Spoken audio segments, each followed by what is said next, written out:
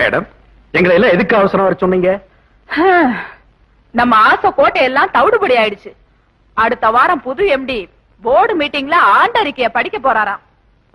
அது வருஷம் வருஷம் படிக்கிறதானுங்களே, படிச்சுட்டு போகட்டுமே. அறிவு இருக்கா? எங்க அப்பா அம்மா கூட இப்படி திட்டது கிடையாது. இந்த பொம்பளை கிட்ட மாட்டிக்கிட்டு கண்ணா அப்படின்னாலும் திட்டு வாங்க வேண்டியிருக்கு.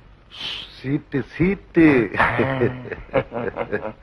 நான் சொல்றத நல்லா கேளுங்க. கம்பெனியோட முன்னேற்றத்துக்காக புது எம்டி பல நல்ல திட்டங்களை போட்டிருக்காராம். எனக்கு தெரியும் ஐயா, அவர் மகா புத்திசாலி. யோ வர வாங்க, நீ இங்க இருந்துட்டு அவரை புகழ்றியா மேடத்தை புகழ்றியா?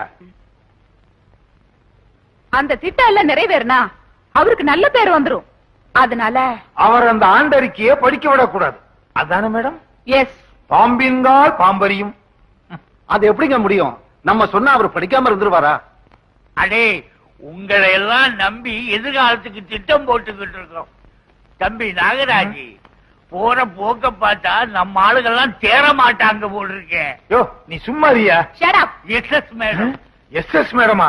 S madam. மேடத்துக்கு பிடிக்காதான் சொல்லிக்கிட்டு இருக்கிற?